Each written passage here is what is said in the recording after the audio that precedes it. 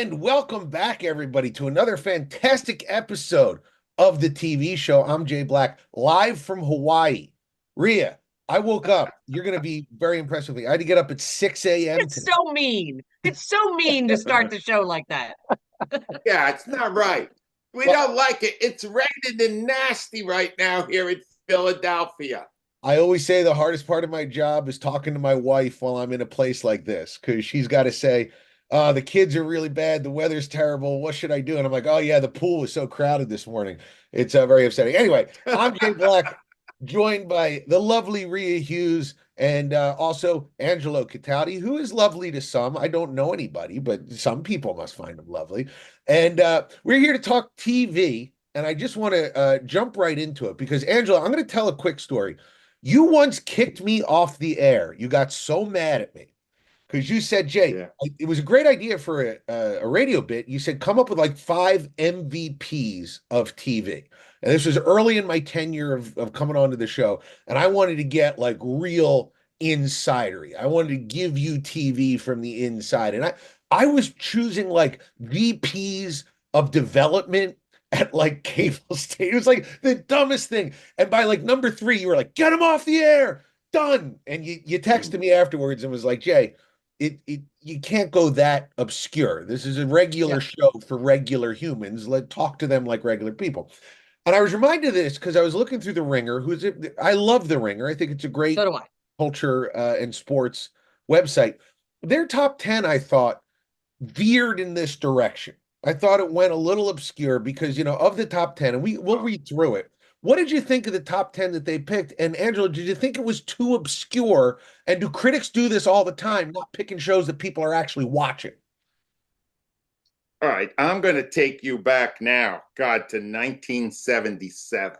I had a course at Columbia by the film critic Judith Crist, who Wow. at the time was a serious film critic, but was doing her film reviews in TV Guide.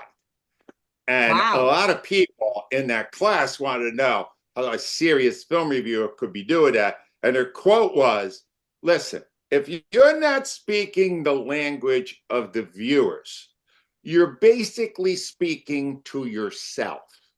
And Wow. and that's the Ringer, which I also have a high opinion of. Their list is awful.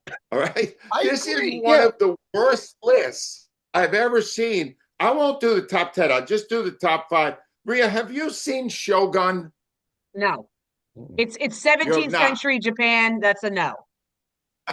And let me tell you, it is basically just a redo of a very successful 1980 TV miniseries. Nothing creative about it. It's a ripoff of an old thing. Number 2, Industry. Jay, you know No. what Industry is? Yes, I Okay. think Succession. industry. I think the industry is okay. I wouldn't put it in the top 5, but I It's think a ripoff of Succession. It's a ripoff of Succession, authorized by HBO's idiot savant with no savant, David Zaslav. All right?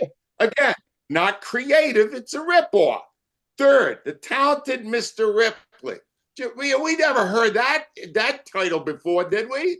Never. Well, it was a movie, right? Wasn't it a movie that was pretty Matt successful? Damon. It was a Yes. very good movie. It is again a stolen idea. And number 4, they must love Japan because they got 2 of them in the top 4. They got Shogun and Tokyo Vice.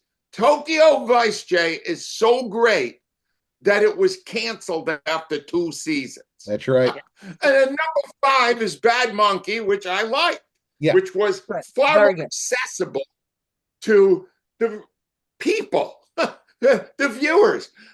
So nowadays, these people that do these lists, everybody loves a list. It's easy to do, right? They're all just trying to impress you with their sophistication, which is what you were doing when I kick you off the show. Yes, And very now, much as I so. with you all the time, Jay, Yeah. you show almost no sophistication. So we cured you.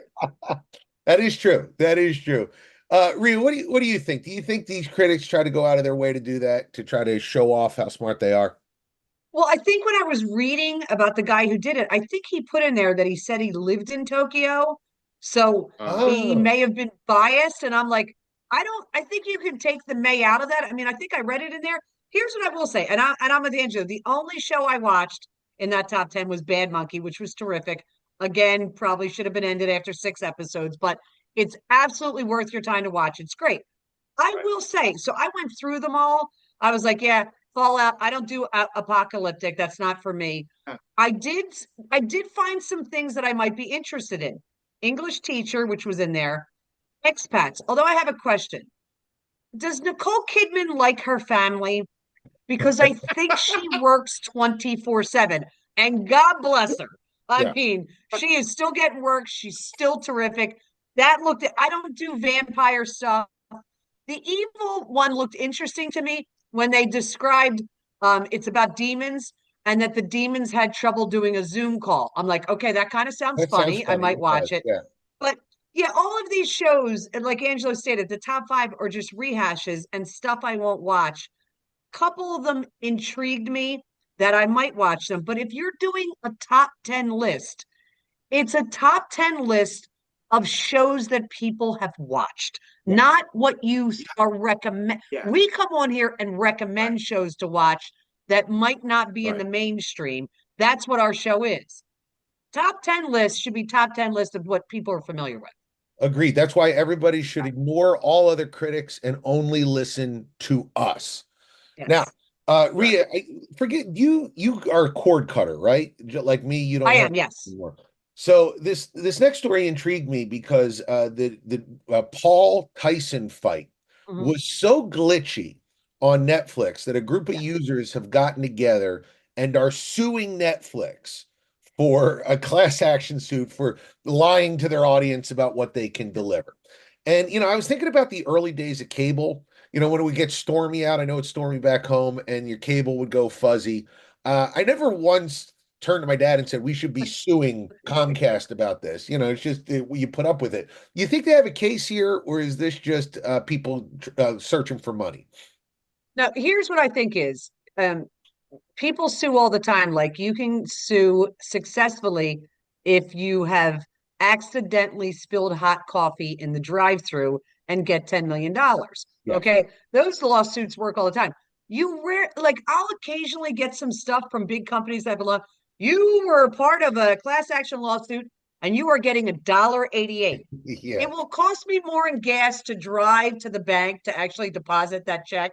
So now, what my big concern about this is that Netflix is carrying Christmas NFL games. Yeah. I have great fear, and if they screw up the NFL games, they will have a class action lawsuit on their hands from a lot more people than miss the Paul Tyson fight. Don't upset Mm. football fans, that's for sure. Angela, are you joining the lawsuit or what? Are you in on this? Now I've been inspired by this, and I'm starting my own lawsuit.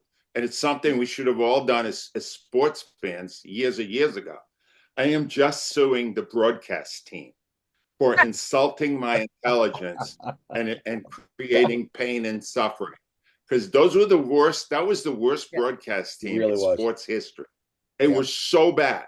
And I realized, wow, then I could probably also do one on Chris Collinsworth, who I also cannot listen to for 5 minutes without feeling suicidal. I honestly, if I'm paying money and this is their marquee event and they can't show it to me without glitches and problems, right? Right. Yeah, I should feel the need for some compensation. I don't know what that would be monetarily, but I think it's a good signal to send to big corporations Yeah. because the only language they understand is lawsuits. That's And the money. only thing they know. If there's a threat, they're going to lose money. You know what they're going to do? They're going to fix what the problem is so that the next time they deliver on a big event like that, they get it right. So I applaud the lawsuit, and I'm looking into doing it for those broad. Rosie Perez probably has a lot of money. I Yeah. should get some of it.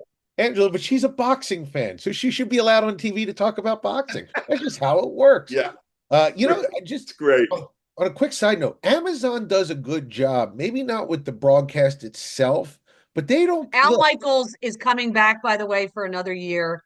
He's been a phenomenal. I am not going to rip Al Michaels.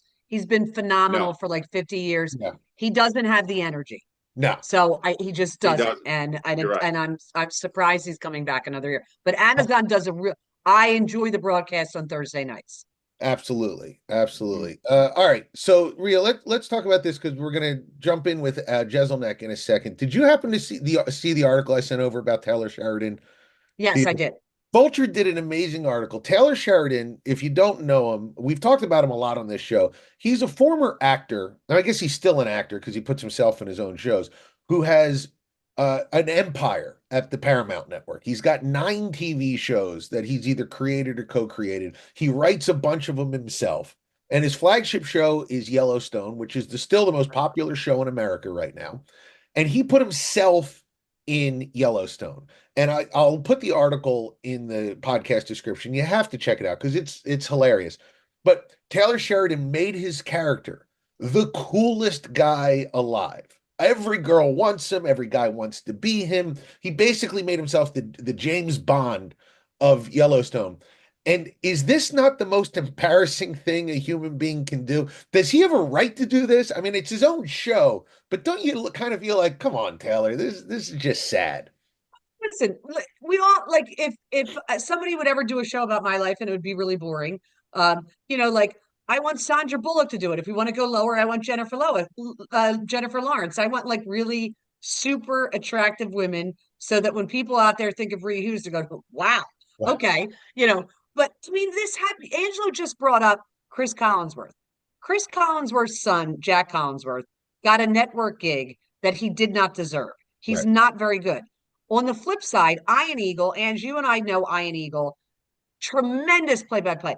His son Noah Eagle, Yeah. very good. So, like, when you start putting yourself and your family members in, I mean, we all know about The Godfather. Which one was it? Was it Godfather 3 or 4 Three. that Sophia Coppola. Sophia Coppola did? 3. But I guess if it's your show and you're putting yourself in it and it's popular, I can't argue with the guy. If I was a viewer, I'd be like, dude, you're totally lame. But I also, if it was my show and I thought I could get away with it, I know Angelo would put himself in a show. Angelo, would you? Would you be the Angelo Cataldi, the I hottest man alive? would not. Here's the thing about Taylor Sheridan. I have begun a very quiet boycott of him. I no longer watch anything he does now. Really? Because his main character, as you just pointed out, is the same thing, Mr. Macho. I found myself, I started with Yellowstone because I am infatuated with Kelly Riley. Oh, Right. she's spectacular. All right.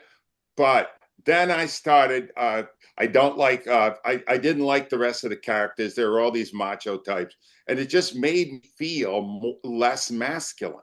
And I know that's hard to believe, but I just, I don't like that. And the fact in this article, it says, he's just having fun, right? He's having fun because he's making hundreds of millions of dollars. Unfathomable. So stop with it. Money. Now I want to get to you because you have written Yeah. movies and stuff and have actually performed in said movies. I've written parts you for ever myself. Have you ever considered writing a part for yourself which makes you a sex symbol? No, Angelo, not even. Why not? Because I have a firm sense of reality. There's some guys walk into a room and women making noise and say, let me break me off a piece of that Kit Kat bar. And some people walk into a room and they go, wow, he might have a good personality. I'm a personality guy. I'm aware of this. I'm okay with this. It's all right. So no, I would never I put myself in as comic relief because that's where my strength is, and I'll write myself a part. I'm writing a part right now for a new movie, and there's a comedian in there that is in his 40s, and he just shows up every once in a while, says a few jokes, walks away. My wife is like, "That's your part, right?" And I said, "Yep, I'm not the good-looking guy. I'm the guy who shows up and makes a few jokes. That's my gig." But Angela, I got to ask. Hold on, Jay. Yeah.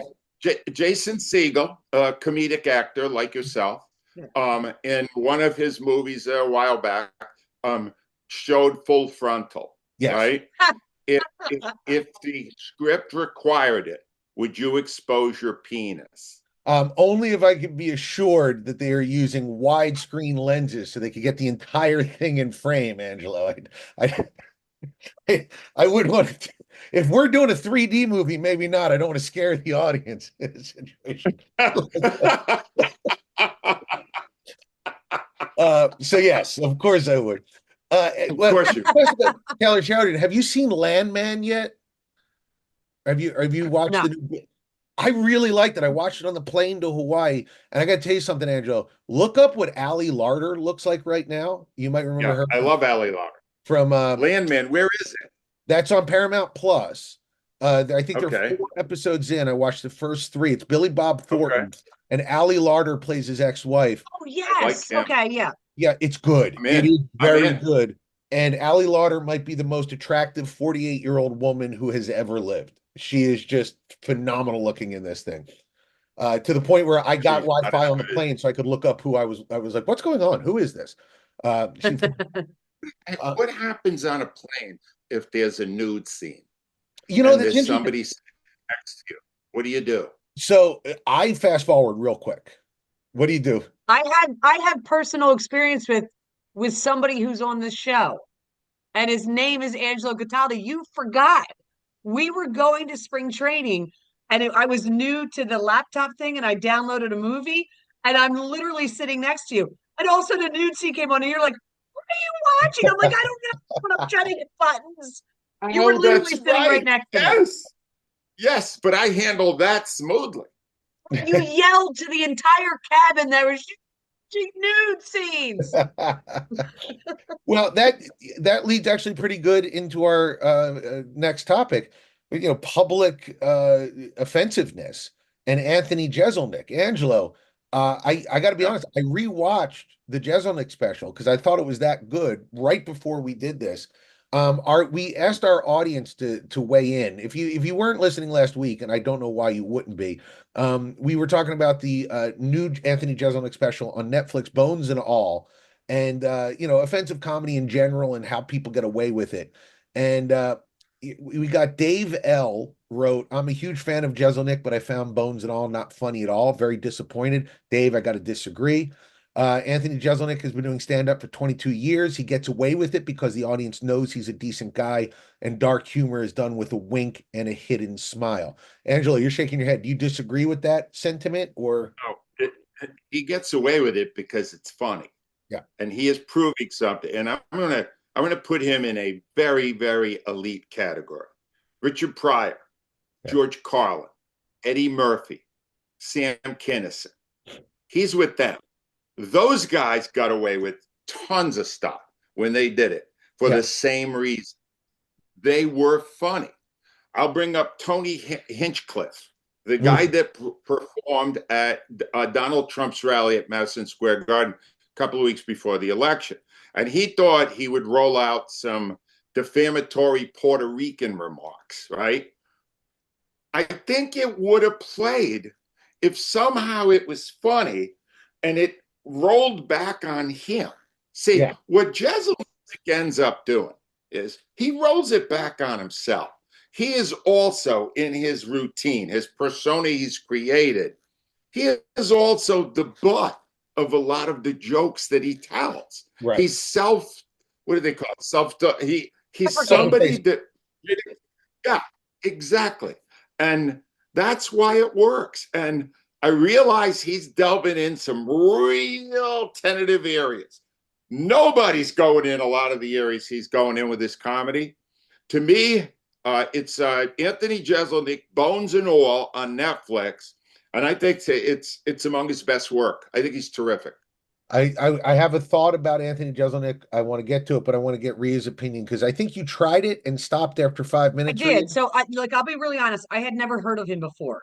And I just had a friend over and we were watching TV, flipping around, and I was like, oh, this looks interesting. Let's watch him.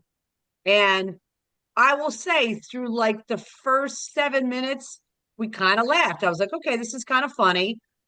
And then when it got to around the 17 or 18-minute mark, I was just like, ugh, and again, it could be, Angelo's retired now. Jay, you do stand up. It could be I always have an ear for what can I get away with on the air? Sure. Okay. And I'm very Right. careful of where that line is. So I will be on, and I've Let me never get seen Rhea. what? You are so right about that. Rhea Yeah. has in her brain, I think from the years we worked together, Yeah, she has like a trigger that goes I off do. whenever we get into an area. And I think you've conditioned yourself, but it's saved us. I would have been retired 25 years ago. No, I would go into Rhea, our I breaks, Jay, and think I would be that's what like, it is. you need to stop right now. We Yeah. can't go any further with this. Yeah. So what I want to do, like for my homework, is because I saw the brilliance of where he was going with stuff. I got uncomfortable where he was going. So I like, people said I've been watching him for 20 years. I know what, like I saw, like he's a guy you have to watch his Mhm. eyes and his facial expressions. I did. True. I want to go back and watch because I saw the genius there. I just would be really honest that I was uncomfortable with the subject matter. And I think that's fair. And I think he would probably, if he were here, go, I understand that. And Yeah. but I was thinking about this. You mentioned Carlin, Angelo, and I was just thinking, I realized watching it a second time, Jeselnik is more about language than he is about offending you. He makes left turns with language. And I think I can repeat this joke because I think this illustrates it perfectly. Said a friend of mine asked me if I would be a sperm donor for her baby. And I had to think about it really hard because that's a big decision. And I had to ask her, how old's your baby? And I that think that's where I left. I think that's That's where I it. left the That was broadcast. the worst joke. That that was is the Yeah. worst joke. Yeah. Higher that. it's the Yeah. one, I was uncomfortable with that. but Taking it out of context, people are going to go, this guy is awful. Yeah. But you got to understand the persona he creates prior to that. But you're right. That was the joke. No and doubt Yeah. about it. That but to was the me, joke. that's a language joke because he's setting Yes. you up. He's the Yeah. word Yeah. for is the joke. Right. It's the baby part Right. is the shock, but the joke is Right. built on how we interpret the word for. So to me, that's why he's Carlin-esque. So, It was too over the line for me. That's which I all, Yeah, that's all I'm saying. But way over the line. But Jay, yeah, I need to interview you for a second yeah, because you're a great stand-up comic. All right. thank you. How about his delivery? Yeah. His delivery to me is magical. It's so perfectly, you know how they say you got the timing? Mhm. His timing is second to none in the way he creates the setup for the punchline. And Yeah. you're right, twists a word around to give it different meaning. He's brilliant. He is, to me, right now, the most brilliant stand-up comic working. And one of the things I love about him, not only is he a great stand-up, he's a practitioner of the art of stand-up who's not afraid to call out other stand-ups for, Yeah, he talked about this last week a little bit. He says there's no such thing as cancel culture. Cancel culture is exactly. wanting to say whatever you want and getting away with it with no Right, consequences. The art is to figure out how to do it where nobody tries to cancel you. That's the right. art. And I love that he says that. It's Jay, worth checking out if you haven't you checked it gave out. me a segue. Yeah. You gave me a segue because you're just not describing Anthony Jeselnik. You're describing Steven Singer. We would Very have nice on our show done. all the time, right? Here's the thing about Steven Singer.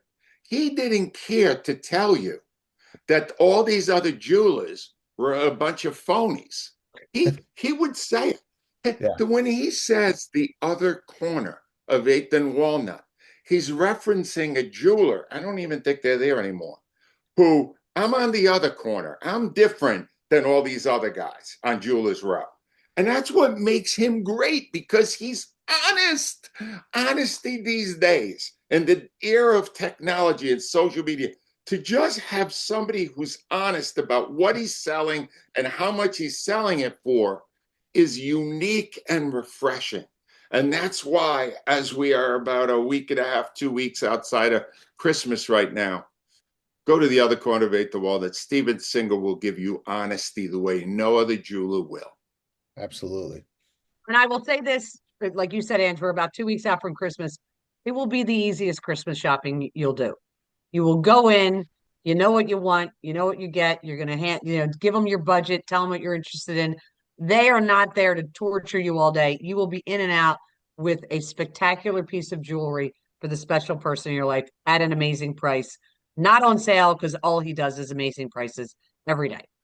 You go to IHateStevenSinger.com, which is in the podcast description. Scroll down right now and find it. Click on it. 2 weeks left to Christmas. What are you doing? You want to get divorced? You don't want to get divorced. Get a present, for the love of God. All right. One person who is not offensive, but is always delivering is Rhea Hughes, who has her British segment and a review of, is it a movie or is it a TV show, Joy? It's a movie, and I have to give a hat tip to Angelo and Gail. Angelo sent me a text on Friday, and he said, "Hey, Gail and I watched this movie on Netflix called Joy. We think it's right up your alley." And I don't think Angelo realized how up my alley it was, but I'll explain it in a minute. So Joy is about in the movie in the late 1970s in England, where two doctors and an embryo nurse were on the forefront of developing IVF, in vitro fertilization, for women who were infertile, unable to have kids. And so that seems like, okay, that's probably not a real interesting movie. It is a real, like, this is nothing fancy. It is a very straightforward movie telling you the story of what I believe to be unbelievable heroes. Bill Nye plays the obstetrician. Um, they have Jean is the embryo nurse who helps, and so what they went through to develop IVF. I didn't, I was too young to remember this. They were called Frankenstein. Jean, the nurse, was shunned by her mother and Wow. not allowed to go to church because she was not doing God's will. Okay. So, and the women, and I also don't want to leave out the women in this movie who were the first test subjects for IVF. Um, Everything they went through, and they get to where they finally, and this is no surprise, it winds up with Louise Brown, who was the first IVF baby. And you see when she's born, and the father and the mother had gone through, they were a young couple. They had been together since they were 19, 9 years of infertility to try to have a baby. And they handed the baby, and he goes, "Is she mine?" And it was just so, like I said, Bill Nye in it, he's the obstetrician. He's amazing in anything he does. But Angelo didn't know this was like an intensely personal movie for me because I went through IVF. I did like 5 years of it. I was considered a geriatric, pregnancy. And I did it for 5 years and nothing ever happened. And everything in this movie where you're watching the women who are the test subjects go through the, terminal disappointment of every month going, "I'm not pregnant, I'm not pregnant, I'm not pregnant." And I reminded Angelo that I took a break when the Phillies went to the World Series in 2008. And I told the doctor, I said, "Just need a break. It's going to be a really busy time," and blah, blah, blah. And 6 weeks went by, and he calls me and he's like, "Are you coming back?" And I go, "Well, I've just been really busy." And he goes, "Well, are you going to come back?" And I said, "Yeah." And he goes, "How are you feeling?" And I said, "Well, I'm a little tired." And he goes, "Have you taken a pregnancy test?" And I had not. And I took one, and I was. Wow. So, what these people, what these women, what these doctors did, I looked up the number. It's 12 million babies have been born because of IVF and in vitro fertilization. And the movie is called Joy. And it's an absolutely, I'm not going to tell you why it's called Joy because that's a great part of the movie, but it is, it's a beautiful, straightforward, there's no bells and whistles. It just tells you the story of how this came about. And 90% on Rotten Tomatoes. I cannot recommend it enough. And Angelo and Gail, I know you guys watched it and liked it. That's lovely. We loved it. And let me just say, I may have understood all that drama that you went through, but I don't remember. I don't remember most anything anymore. But I will say that the minute a movie is on and I see Bill Nye in it, I have Yeah. two thoughts. One Yeah. is I know it's going to be good because he's awesome. And Yep. two, I better call Rhea because this is British. And I can't tell you Yes. many things I'm encountering now that are in Yeah. London or that have some Yeah. British connection. And I always go, I got to get Rhea on this. Rhea knows these British things a lot better than I do. Yeah. But it's a rare British show with Rhea that does not involve murder. Yeah. No No. one gets killed. In fact, No the one very gets opposite of killed. murder. It's the opposite of murder. But It's it's bringing great. people back. Yeah. Yes. On your way back from Hawaii, Jay, watch it. You will love it. It's I will. great. Check it out. I got 916 hours on the plane, so I might as well Check it out. Angelo, what did you watch this week? What's your pick? Um, well, Joy was my number one pick of the week, but then I wanted to be inspired, and I saw something that was mind blowing. It's on HBO right now. It's on Max. It's called Superman: The Christopher Reeve Story. I saw And Wow. ads for this. Yeah. what gets you about this story is this is a man in his 40s who had the greatest life you could ever have. He's one of the most spectacularly handsome men ever created. Yeah. He was a joy seeker who did lots of really wild stuff. He was super successful in films. He was Superman. Yeah. He had a great family. I mean, it all lined up. And then he was on a horse one day Yeah. and he fell off the horse and landed wrong. We see this all the time in football. If you get Yeah. hit on the crown of the head, that's where they put you in the stretcher, they take you out. And he lost the use of his limbs. And I mean, obviously, it totally changed not just his life, but the life of everyone around him. And it's so inspiring how this guy who had this incredibly great life adjusted to his new reality with dignity and heroism and inspired many others. And there's one thing Wow. about this other that I can't ignore, and that is there's actually two things. One is Robin Williams was his best friend. When you Wow. watch what Robin Williams does with Christopher Reeve to support his friend and how much he is a part of Christopher Reeve's final years, you begin to understand what Robin Williams was going through when he got his own death sentence with a diagnosis, which led to his own suicide. That it was almost like you could say he saw what Christopher went through and went, I can't do that. It's too much for me. Wow. Actually, that leap with it. And the other thing was his wife, who was so amazing. What happens to her within a year after he passes? I don't want to say it because maybe a lot of people don't. You would say this is one of the saddest stories you've ever witnessed in your life. And when it's over, you feel inspired by these people. It's phenomenal. Wow. It's called Superman, the Christopher Reeve story. It's a documentary on Max, and I couldn't recommend it more highly. Two things. One, I cried at the trailer, watching the trailer, so I know that Wow. it's moving. And two, you asked me why I don't put myself in as sex symbols into a movie, because people like Christopher Reeve exist. And you look Yes. at him and you go, I'm not the same Wow. species as whatever that is. No. No. 6'4", blue eyes, perfect build, just good looking dude. Oh. Also. Man. So His that's son is on Good Morning America. I don't know if Oh, you're really? aware, but his son is on Good Morning America. No, I didn't know that. I'm not sure what his first name, but his son is terrific on TV too. He handed it down.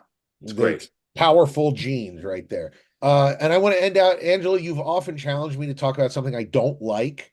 And Yeah. I saw a movie this week I did not like. Now, Kyle Mooney, you might What? know him What? yeah, I know. And here's the thing. I actively wanted to like it, Rhea. I wanted to like it. You might remember Kyle Mooney, Angelo, from Saturday Night Live. He long hair guy Yeah. used to Yeah. really funny. I liked him a lot on SNL. He has a new A24 picture out called Y2K, which is a horror comedy romance coming of age movie set at the turn of this millennia, where Y2K happens, and in this small town all the robots and technology come to life and start killing kids. And the hero, they see Rhea, when I saw the ads for this, I didn't shake my head. I pumped my arms and said, yes, finally a movie for me where it's funny and dark and awful. But he didn't land the plane. The tone was all over the place. It wasn't exciting enough to be an action movie. It wasn't scary enough to be a horror movie. It wasn't funny enough to be a comedy. It was a mishmash of stuff that was put together in a very Frankenstein kind of way. Now, I've heard some rumors that the original cut of this was fantastic, but very dark and very over the top with the violence. And he was forced to cut it down. I don't know if that's true or not, but if there's a real version of this, I'd like to see it released, because this was not a good movie. My son enjoyed it. He said he gave it a 3 out of 5, which isn't a huge No. It's a mild okay, but it's not a great flick. Avoid it if you can. If they release the actual version of it, might be worth checking out. That's Y2K in Pictures, written and directed by Kyle Mooney. I hope he gets another shot. I don't know if he will after this debacle. All right, and that's in theaters right now, right? In theaters right now, Angelo, and I did not like it. See, so it Good, does thank you. happen. No way on earth I would. You described it, and I went, "Can I run faster away from that?" Anyway, let me give you what we do have. The list of Ringer. Let's set up for them that story so they can see how bad that list is. The only thing we're watching, according to Rhea and I, is Bad Monkey. That's on Apple Plus. Vince Vaughn. It's really, really good. I think you'll enjoy it a lot. Also, Rhea also mentioned, or Jay mentioned, Landman, which Yeah. he has just seen. Don't have an official review on it yet, but he said it's really good. It's on Paramount Plus. You could check that out. The Jeselnik special, if you got a strong stomach, Bones and All on Netflix. It's controversial. I think it's pretty good. It's really good, but it's going to upset a lot of people. Two fantastic things Rhea and I found. Joy on Netflix. You'll love it. And you'll also love the Christopher Reeve story, Superman, on Max. Do not bother to see Y2K in theaters because it's a stink bomb. And I feel bad saying that, Kyle Mooney, if you're listening, I like your work. You can do better than this, though, pal. Come on. This is your problem, Jay. You finally ripped somebody, and Too now you're going to nice. like cry for 2 hours. I, Rip them. They deserve it. It stinks. It's waste people money and time. Rip them. Kyle Mooney, get a haircut. that I would agree with. You're too old to have that haircut, young man. Cut it now. Ladies and gentlemen, thank you so much for joining us. As always, you can check out Angelo Cataldi's book Loud on Amazon.com, on Audible.com, at AngeloCataldi.com. Get that for Christmas for someone that you love, or if they don't like Angelo, for someone that you hate. He doesn't care. Either way, buy the book. If you're looking for a Christmas present, you have a little bit of extra cash to spend, go to stevensinger.com. However much money you have, he can find you the exact right piece of jewelry for someone that you love. You can find my movie Tenants on Apple, Amazon, anywhere you buy movies, go do that. And we'll be back next week where I'll be home in dark and sad New Jersey, no longer bright and happy Hawaii. We'll be back next week. We love that you listen. Thanks, guys.